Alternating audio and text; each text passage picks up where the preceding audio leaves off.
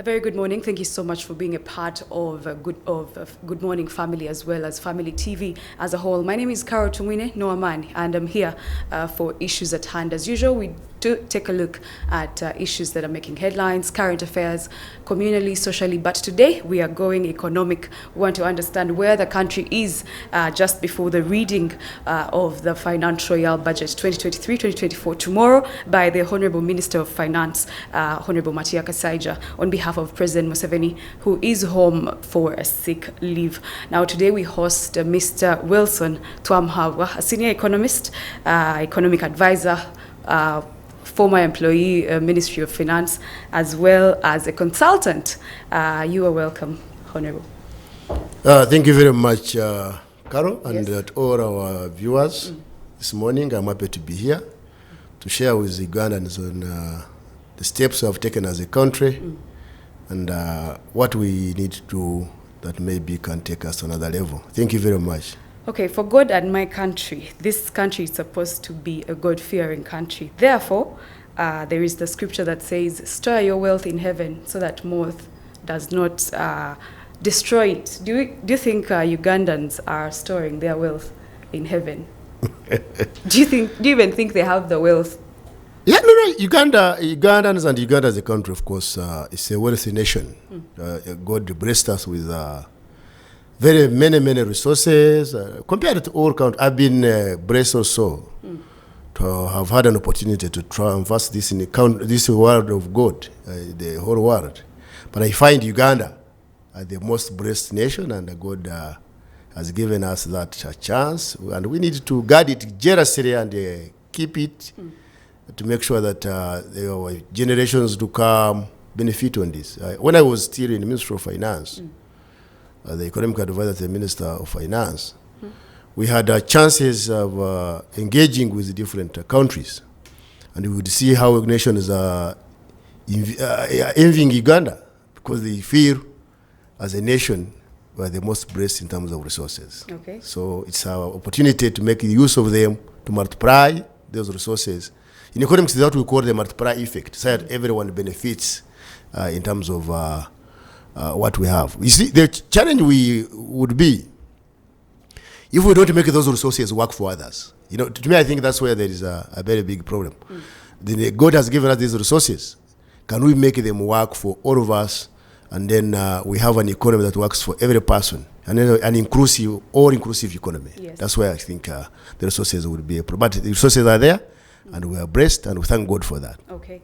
You mentioned economic advisor, especially when you were in Ministry of Finance. How was it working for the ministry, and how has it been being in economics all your life? You've worked in the banking sector as well. Yeah. Thank you, Carol. I worked in the banking sector for over 26 years. Most of the banks here, which are here, I think I've been part and parcel of them. Right from the time when we had our local bank called Nairo Bank. And I've grown through the ranks to become one of the senior persons in the banks as a managing director or chief executive officer. I later joined government as an economic advisor, the Minister of Finance. I've seen it all, and I know what it means in terms of building a sustainable economy. The Minister of Finance, of course, I learned a lot as economic advisor. I learned a lot. Originally, I was in private sector. You know, private sector is different from government. So I noted there are differences in terms of approaching issues that affect individuals and affect the country. It was a nice opportunity also to get to know how we do our planning process and how it affects the overall common man's plan if it's not done properly. So it was a good plan. I used to do planning strategic planning when I was an MD in the banks. We do a 5-year plan. We keep reviewing it every year. But I noted that as government, of course, planning is done on an annual basis. And the benchmarks, of course, is purely based on how can we transform the common person. How can we increase the income of the person down deep in my village in Ntungamu? That's the common purpose of the government's planning. And it's very, very crucial. And why I noted some few discrepancies, there is what we call Nyampara. Nyampara, in my local language, I believe other people have it, is a supervisor.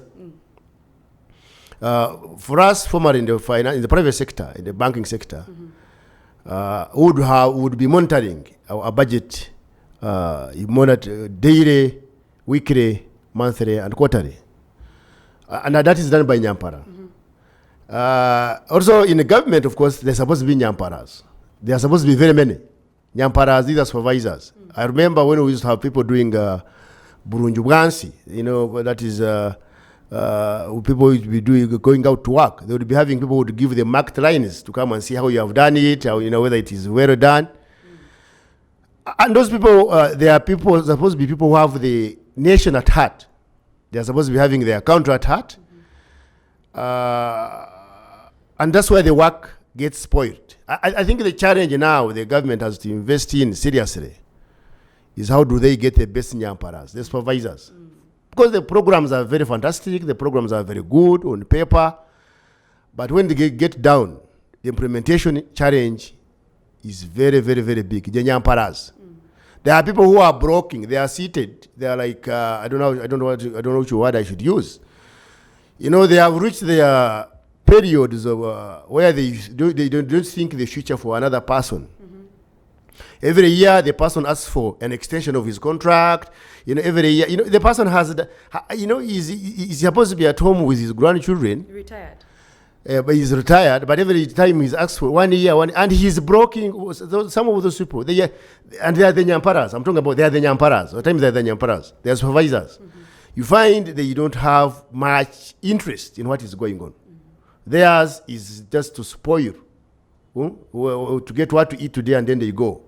And on the level of Nyamparas, that's where even this animal called corruption that has crippled most of our programs, which are very fantastic that we put forward. That's where most of the programs really die from. Because the Nyamparas are the ones who dip in their hands. They're the ones who make these other people to dip their hands in those things to bring them back the proceeds. So the whole issue is that the government must critically analyze the supervisors that they have at different levels in the implementation of the program that are very, very nice for them to be very successful. Okay, you mentioned economic planning. Just before I ask you to rate the performance of this financial year, let me ask, we saw government through Ministry of Finance release a document, and they say they've made extensive research, they've asked everyone they need to do to come up with the budget that they're going to read tomorrow. Who should they ask when they're planning? Because they said they made extensive consultation. But who are they consulting? Are they consulting the right people?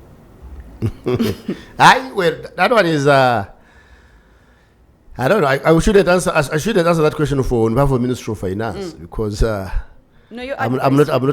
You go and ask. There's a man called Jim Mugunga. He's their spokesman. Because my time. But what I can say is that for better budgeting process, of course, you must do consultations with various stakeholders. And the stakeholders are not the LC5 chairman, the councillors, or MPs only, or whatever. The stakeholders,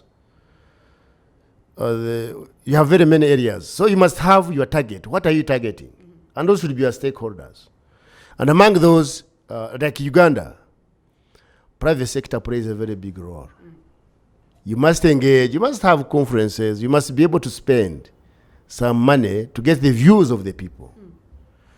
And the private sector is one of the critical areas that they must be consulted. And I believe they do that. I believe they do that. Me, what I'm concerned with that if consultations are done, is the budget based on the consultations. That's what I would love to see. Because consultations must involve the stakeholders. The stakeholders are those who are going to benefit from the budget, those whom you want to transform. If you are talking about transformation of the household incomes, what are the impediments that are making them not change from one level to another? Why are the disposable incomes not increasing? So if that's the case, you ask, the business community, those people who are having the traders, because we generate a lot of revenue from them when people are consuming sugar, all these items they have. You find out what is the problem. Is the problem of pricing? Is the problem of taxing? You know, those are some of the consultations that you have to make. So to me, I think the consultations that you're talking about, ministry does consultations with stakeholders, and the stakeholders must involve those people who are going to benefit from the budget, whom the budget is made for. The budget, let's be clear, the budget is not made for parliamentarians. The budget is not made for ministers. The budget is made for Ugandans. True. So Ugandans are the people in various capacities to be consulted, and then their views be incorporated in the budget formulation. Okay. All right. So how would you rate the performance of this financial year that is ending this month? Are we making progress as a country? I think as a nation we have made a progress despite the challenges. There have been global challenges. We are still having the epidemic, COVID. We have never recovered from that shock. Our economy is still grappling with the after effects of COVID. Production is still at below the capacity. We have had challenges of the disposable income is still low. The purchasing power of the people is still low. We have challenges of the global crisis because of the Russia-Ukraine war, Yes. which has impacted greatly on our economies. So despite all those challenges, I think we have managed to grow the economy.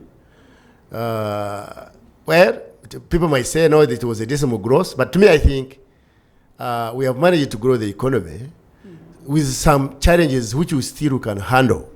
I think the biggest challenge now that we are grappling with is how do we increase the aggregate demand of me and you for us to be able to increase, to demand for more goods and services, which will spur production. That's why there is a very big assignment to do, increasing the aggregate demand of individuals, and which will spur demand for goods and services. And as the demand for goods and services come in, then to spur production. Okay. That's the thrust of growth that we need. Where me and you, we are able to walk in the supermarket or in the shop, you buy your 2 kilograms of sugar. On those 2 kilograms of sugar, you already have paid tax. Then the government gets revenue. In other words, increasing the household income in order to have more disposable incomes, which people will be spending on goods and services. I think that's why there is a big problem. But in terms of the growth, we have seen our economy, as the economy is actually going into recession. But Ugandan economy is progressively moving from 3% to around 5%. Okay. So to me, I think that is something that as a nation we should be proud of. We can build on it, fix the loopholes which are there, target the critical drivers of the economy for us to go to 6 and 8%. Okay. We'll get back to fixing the loopholes as well as how to increase the tax base. But in the recent years, the budget allocation has seen ministries like Works and Transport, Security, and all those take a lion's share. And so these have been to the expense or above the health sector, the education, the agriculture, the tourism. Yet some Ugandans think it should be the other way around. Are we having our priorities right when it comes to the budget? Our priorities. What are our priorities as a nation? Why does the nation put money in roads? Why does the nation put money in electricity? Because that is infrastructure. You see, developing economies, which Uganda is among, they are dependent on the private sector.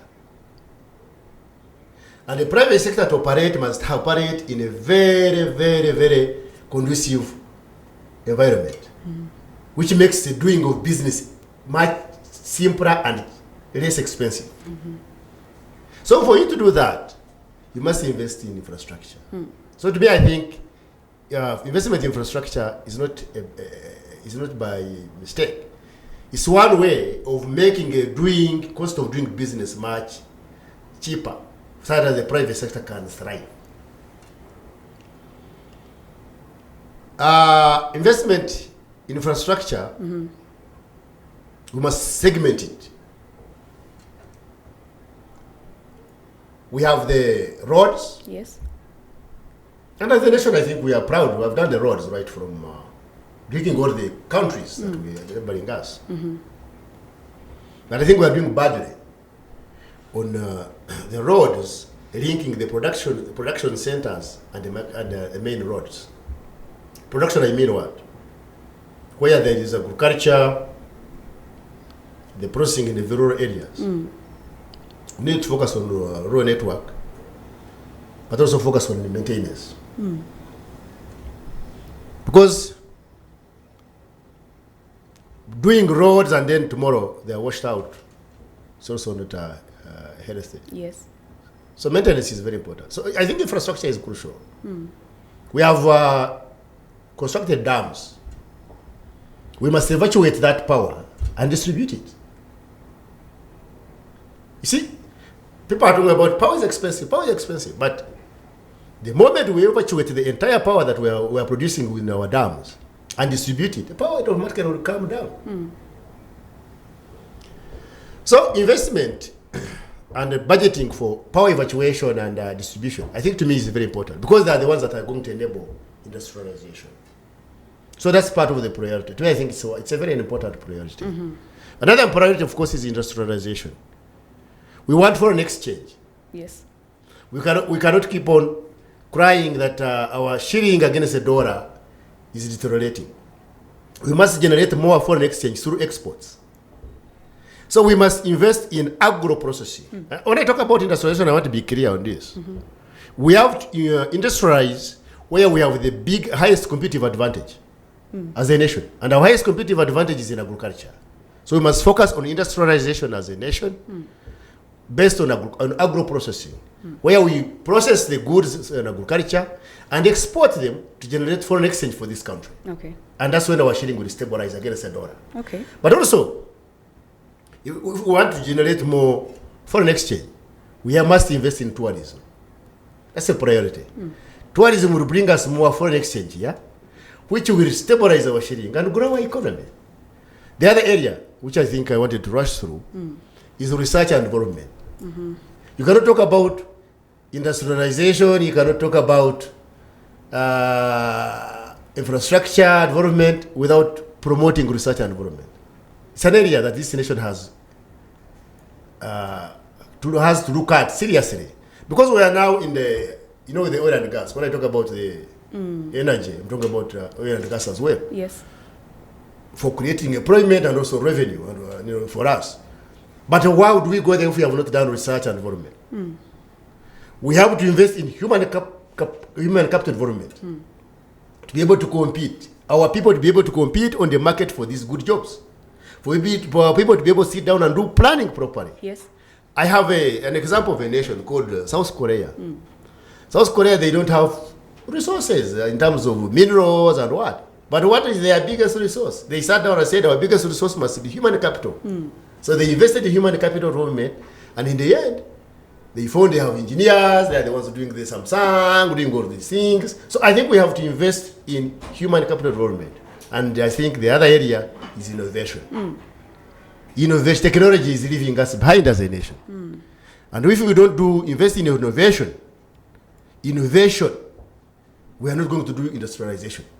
We're not going to explore oil. We're not going to do this.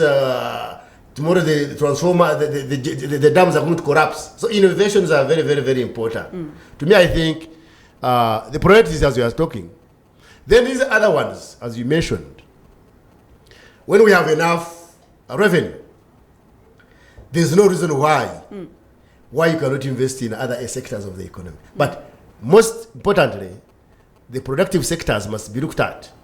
And those productive sectors which are going to generate more revenue, create more jobs for us, then they will be able to drive the revenue that will go into other sectors we are talking about.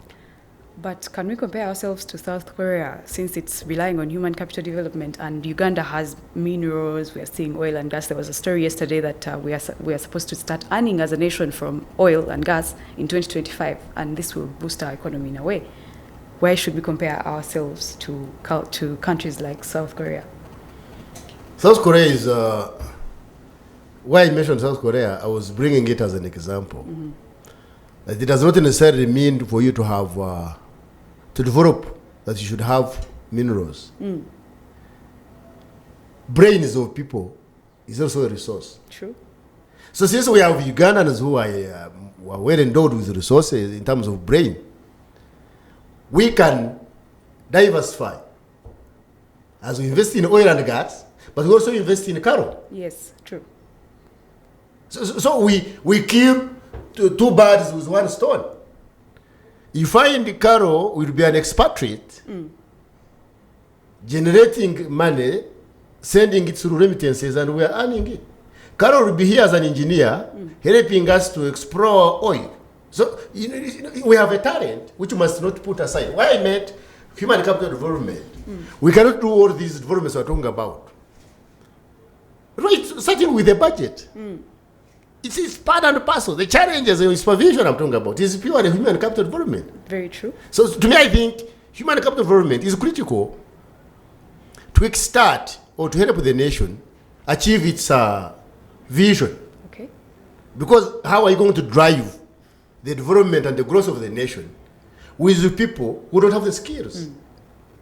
So skills development. But also, how are you going to create employment? When you go to Japan and South Korea, chaps are coming out of school and creating their own jobs. So workshops. So skills, when I talk about human capital development, I'm incorporating in skills development. If my child gets out of university, can he or she go somewhere, acquire skills to employ herself? That's where we are reaching as a nation. Yes. So the burden of looking at the government to employ you directly reduces, and the government focuses on planning for you. And then you create jobs for the nation. That's why the country should be going now. Sure. The government keeps on planning for you. For you, it creates that environment for you to be able to create jobs, and then government gets revenue from you. That's why we need to go. But we can only go there if we are focused on skills development through human capital development. Okay, let's go back to the budget. The budget figures are increasing every year, yet our growth has been staggering with 2.95 in 2020, 5.6, and 4.9 in the third quarter of 2022-2023. Now, because of COVID, of course, economic growth is very, very low, yet the budget figures are increasing. So my question would be, what revenue mobilization strategies do we need to ensure that this budget is well financed?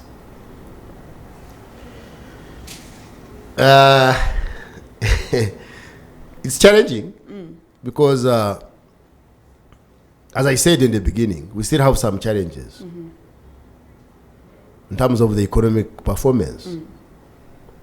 And the budget, of course, if you are talking about financing it, you are financing it through internally generated revenue. And we are below the par as we set ourselves in terms of revenue collection. So of course there is a dilemma. And to me, I think if we're talking about how to get revenue for this financial year, it might be too late. Yes. The measures, it might be too late. Yeah, they will be there, but they will not be helping. I think we need to look at a future plan. That's why I said planning must be futurized in terms of 2, 3, 5, short, medium, long term. At the moment, there is a lot of informal sector in this nation. And I think my proposal and at this particular moment would be, how do we bring that informal sector into the formal business operations? I think that's what the planners should sit and look at. How do we quickly bring them in for us to be able to tap into them? Because they constitute almost 80% yes. of the business operations in this nation. So I think our planners now, they have a very big responsibility on their shoulders to remove this informality of doing business and create formal way of doing business. The environment must be attractive for people to break out from those shadows where they are, for them to come into that particular aspect. So that is one aspect. Look at how do we incorporate the informal sector. So that is the issue of the planners. But one of the areas they should look at how to tap in is create that conducive environment. Entice them. Give them some money. I'm not saying free money. You see, the biggest challenge that is crippling most of the enabling environment I'm talking about is lack of capital, operating capital. I think, to me, if they can be enticed with some sweeteners, right from short to long-term loans, they will break out from that cycle of informality, come and borrow, go invest in business. Then they start employing people. I think that's one area. Okay. Give them some sweeteners in terms of from short to long-term loans. The other issue, of course, I talked about the infrastructure. Let us get the power to them. If they are welders, those doing those businesses there, then roads, accessible roads. But also, I think another area is where we need to work on through government programs is to target specific groups of bringing people together. I think I've seen it work in some other countries. I think where we have reached, we don't need to sit on the fences and keep quiet. We need to come out as government, mobilize our people into forming groups, forming societies. So through societies you can be able to get them, because you will be getting the revenue there. But to do that, you must incentivize the societies for people to be able to be attracted to go to those societies. Okay. So to me, I think creating societies will bring people together. They will do businesses formally. Okay. Then you'll be able to tap into their revenues. And that's very, very important. So the government must get out from the comfort zone and now take the lead in terms of helping to form societies and groups. I want to mention this. We have Uganda Development Corporation, UDC. I think UDC must also get out from its comfort zone. It must be financed, first instance. It must be financed by government. UDC would help us to. There are very many companies which are having challenges, and they would be tapping in getting the revenue.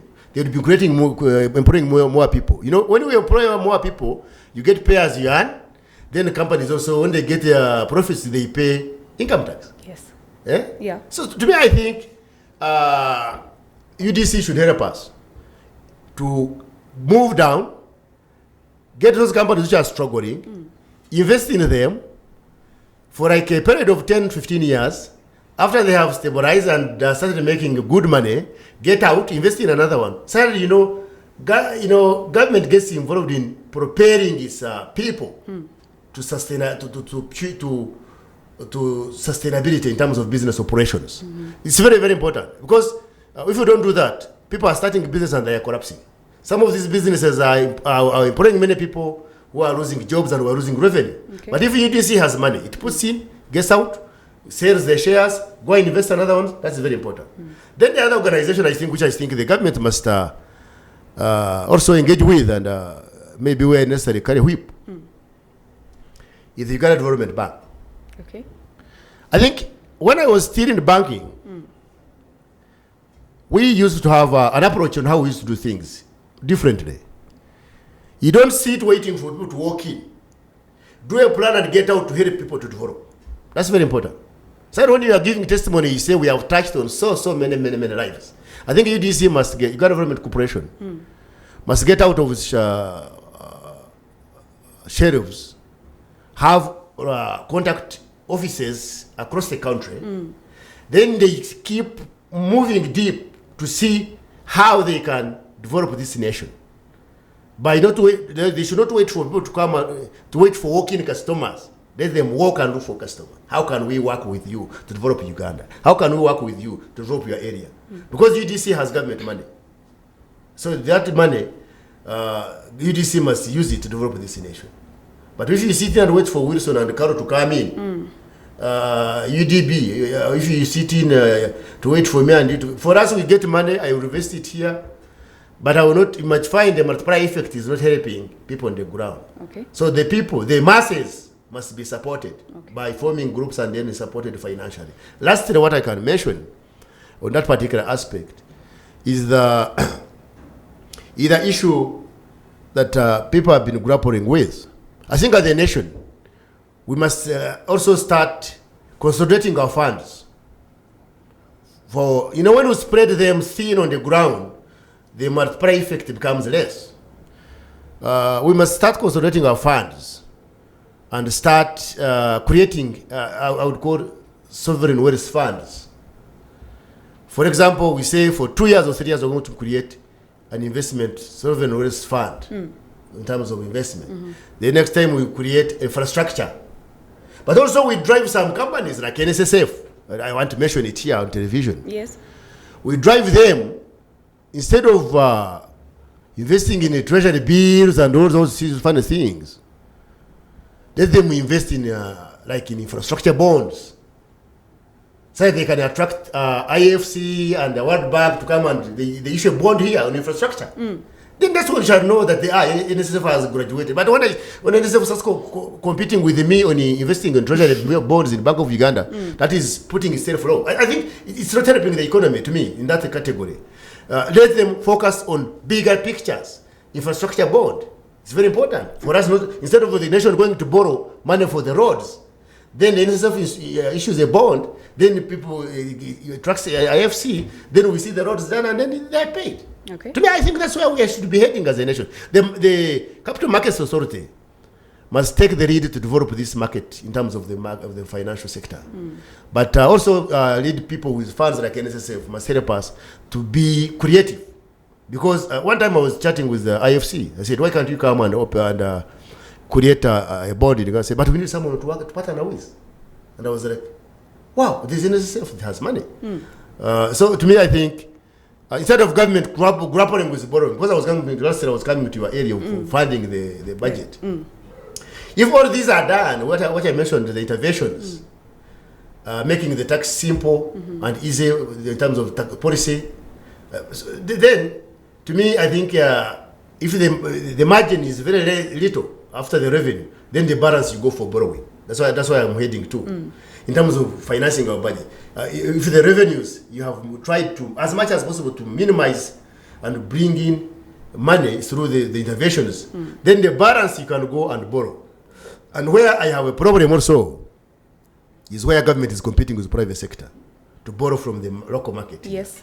Because it crowds out the private sector, it drives the interest rates, and guess, who doesn't want to lend the government? Of course. Who doesn't want to lend the government? Between me and you. Because you are secure. If I work in a bank and the government walks in with me, the bank will prefer lending to the government than lending to me. So in the end, I'm crowded out, the private sector collapses, and the government. So to me, I think the government should focus on concession long-term loaning from these multinationals, and then reduce as much as possible, significantly, borrowing from the domestic market. So that leaves the domestic market for the private sector to be able to engage with banks and also compete favorably. That's when we are going to develop a very healthy, sustainable economy. Okay, thank you so much. We are still having critical discussions with Mr. Wilson Twamuhabwa about our economy, but we take a short break and return with more. Don't go away.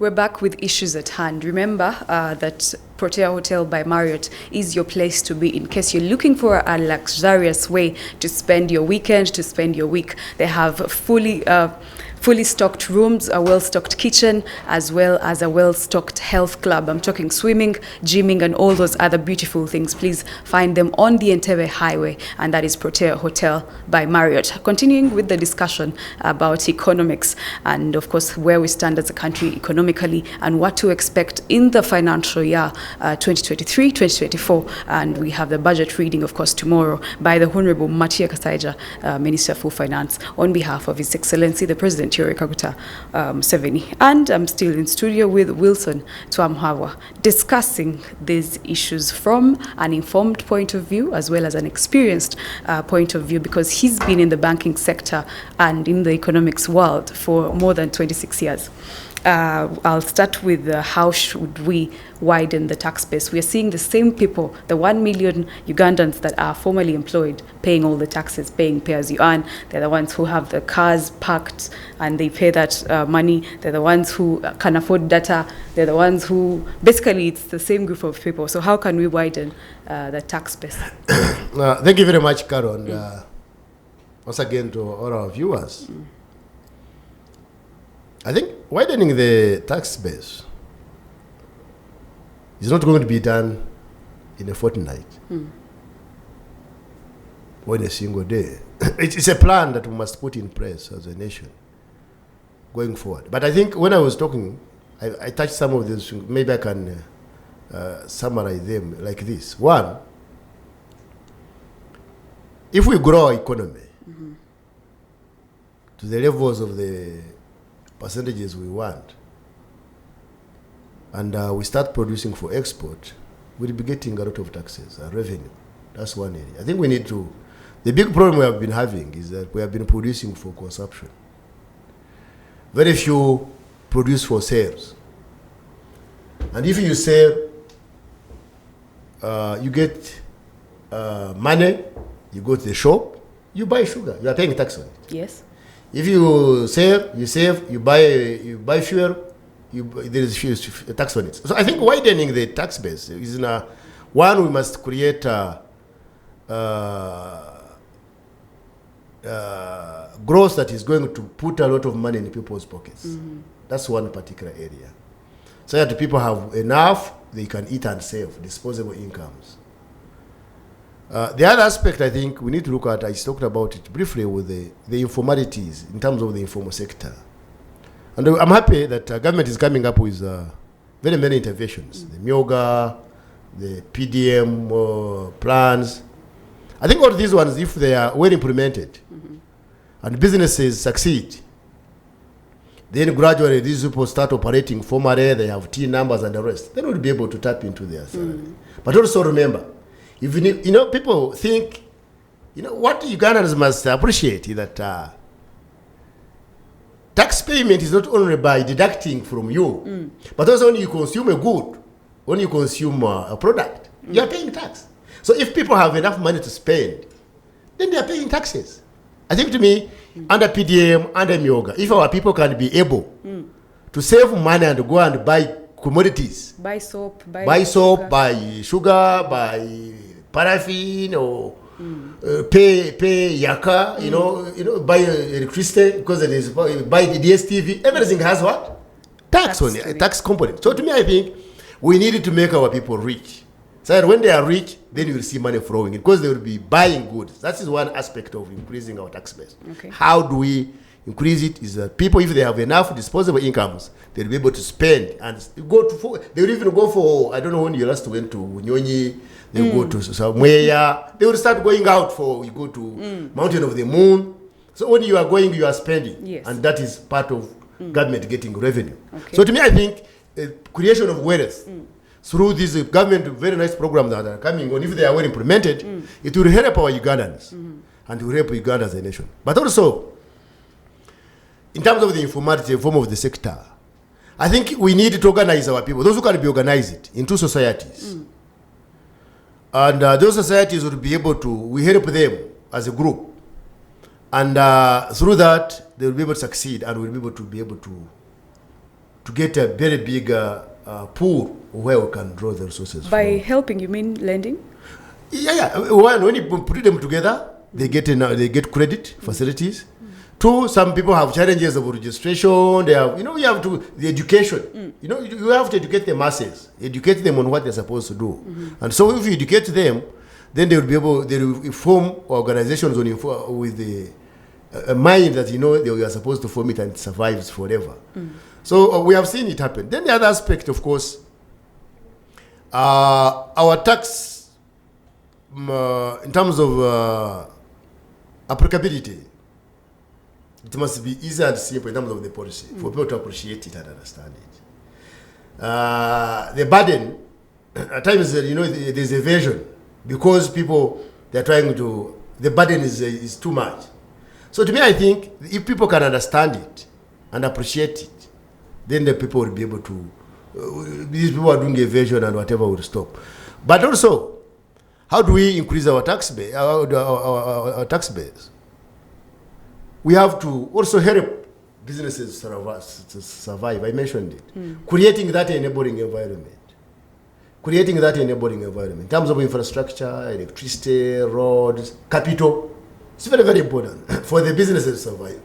When that happens, then companies grow, they employ more people, you get pay as you earn, then you are getting the tax proceeds. So, but this is not going to be done in one night. It's not going to be done one day. It must be a strategically thought out plan in terms of the short, medium, long-term plan of the nation. That we have this requirement as a nation, and we must drive it that level. Okay. The challenges, of course, will be it's also there. I mentioned it. As we look at widening the tax base, we must look also at tax administration. Tax administration is also a very, very, very, very big menace. Well, people say, I don't know, may have been used into paying pay as you earn and paying the taxes on the returns or in terms of the when I've been running companies. But I'm told that there's a lot of fraudulent activity where there is a lot of leakages. Yes. Also, maybe some other monies would be getting in terms of revenues also. It goes through the hands. So I think there's need to fix those leakages. Okay. As much as we look at the strategies of revenue mobilization, but also we should not forget to look at tax administration. Because tax administration is also very crucial, that if you administer it well, it also gives you the procedure we need. But also, let's mention it. If the money comes, the little car that comes, and it's deployed, it must also do its work. Corruption has also, we have noted that it is deployed and it doesn't do its work, it is eaten. So it does not create the base. The GDP growth doesn't, you find it is growing. That's why you're saying the other time we grew by 2 point something, now we're at 4.9. Why? Because at times the resources are deployed, the nyamparas don't use this the way it's supposed to be used. It ends up into those holes. So I think there is a need for fixing. Okay. That's why we are happy that His Excellency the President has put in some interventions, creating the State House corruption teams, IGG. I think they need to be supported for them to be able to help the nation to achieve its dream of making sure that me and you, we get out of poverty, we create a middle income country where everyone is happy and sustainable. So, but I can say, as a nation, we can we can widen the tax base so that we reduce the burden from individuals by growing this economy. So that, the cake becomes bigger. When it is bigger, we shall share. And sharing, really, we share equally. So to me, I think the focus should be on how do we grow the economy for us to be able to generate. What are the sectors that are going to lead us there? Where is our competitive advantage? So some sectors who should be leading us there, we are killing them at times, not knowingly, but unknowingly. So to me, that's why I said that we have organizations. The time has come, we should stop taking the back seat, we should take the front seat, start moving out to see how best we can transform lives and livelihoods of our people. Okay, thank you so much. Let's briefly talk about foreign aid, because as a country, we have been surviving off some of this money by grants or borrowing from other countries. But of course, because of the signing of the Anti-Homosexuality Act 2023 that was recently signed by President Museveni, I don't know if you're worried, or should we be worried as a country in case there is economic sanctions and denials of grants or aid from donors, foreign aid in general? Should we be worried? Well, why would there be sanctions in the first instance? Those people who believe in those vices, don't they want their people here to survive? They do. If they are here, I don't know whether they are here in Uganda, I don't know. Some groups can. So if they are here, don't they want them to survive? So if the sanctions they are put there, then they are also inhuman, because sanctions would be biting their people. To me, I think we have been getting their aid in some sections. And I still it's going to continue because to me I think this is something which is which should not cause an whatever. These people, they have their own things also they have been doing. We have never intervened in their issues. To me, I think if you are trying to create a discipline and morality, someone says I'm not giving him money, then he's also then he's the evil. To me, my thinking is that as a nation, if it happens, some projects will suffer. But I think as a nation, we've been borrowing. I think it's time we are going to use our borrowings very, very, very well. We've been getting some grants, getting some money, I think, in HIV. Yes. I think we have to start now saving our money also to put it somewhere. I think hard situations, hard times give you thinking that is not usual. So we have to think in an unusual way also for us to survive. Okay. To me, I think as a nation, I'm not saying that it's not going to be very big for us in terms of the challenges, but I think it would be inhuman also for those people to treat people, to condition their aid on what I think other people don't believe in. I think aid should be, because it touches also their people. But as a nation, we will stand, and as a nation, we leverage on the little resources we have. We shall not. It doesn't stop us from borrowing. I think let us be clear. Right. As a nation, we shall borrow. There are very many sources of where you can get money from now. That's why I'm saying the capital markets authority here. We need to have a developed capital markets authority. Our systems here, the insurance companies, our savings companies here, they need now to come out and see how they can stand with the nation in terms of becoming creative and innovative and creating products which the country can tap in. That's why I talked about NSSF creating an infrastructure bond. We have other insurance companies in Saramo, where Jubilee Insurances, they can step in. I believe they have some money for them to step in and intervene in some of the areas. But also, as a nation, it's time now. It's time now for us to appropriate our resources properly, put them where it matters most, so that we're able to avoid some of these challenges that we are foreseeing. But also to make sure that when the money goes there, it is well used to the benefit of the people of this nation. To me, I think as a nation, we can sit down and craft a way forward. Okay. If we sit down and if we have the nation at heart. And I'm happy His Excellency the President is still looking at us as a nation that really has the capability and ability to surmount some of these challenges. We trust in his leadership. So he can put us together as a team, and then we see how we can surmount some of the challenges. But most importantly, that our meager resources can be merged and used properly. But we can also look for other sources of funds. They say, and what has brought famine will bring where to go and look for food. I don't know. I don't have done a direct translation. What brings famine will bring where to go and look for food. True. If this one has come as a famine, maybe God will create another way where we can get. But as Ugandans, we can also work on our selves. Have that love for our nation. I think we have to have that love for our nation. Use the resources that we have as a resources we have as a nation for the benefit of the common man, but also in terms of borrowing, look at how can we support, because there are very many multinationals. The other day I was happy, I saw the BRICS countries, they have started a bank, a development bank. Yes. It's also going to compete now with the other IMF and World Bank. China has China Exim Bank. Yes. We have Korea, it has the Korea Exim Bank. India. So I think the sources of borrowing, to me, it wouldn't be a problem. But the only problem I have is that if we get that money, since we are now looking at some challenges, do we use it? How? That's why I think we should ask ourselves. Okay. When we were off air, you asked me what my expectation was on the budget. I want to pose the same question to you because I've seen this issue of medical interns, and they need 80 billion Uganda shillings for them to be posted in their workplaces. And Dr. Diana Atwine, Permanent Secretary, Ministry of Health, came out and said the rich ones should go and fund themselves if they can, and the poor ones should go home.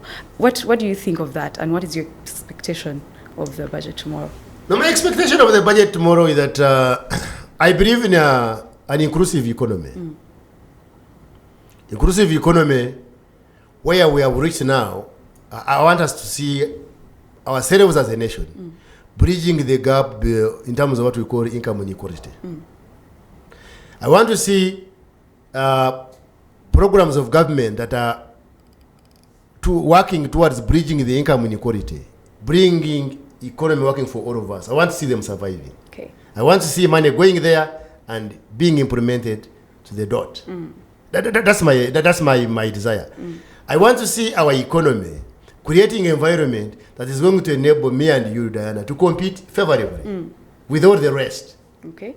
That's what I want to see, that this budget should focus on creating that enabling environment for the survival of the private sector. Without the private sector growth, this economy is doomed. Okay. So that's what I'm looking at. I want to see the economy helping the sectors that are going to support. You know, that's what we call supportive sectors. That's like health sector we're talking about. Education sector. Yeah, true. A healthy population. I studied health economics by my professor who taught me that paper when I was doing my second degree was Professor Dumba.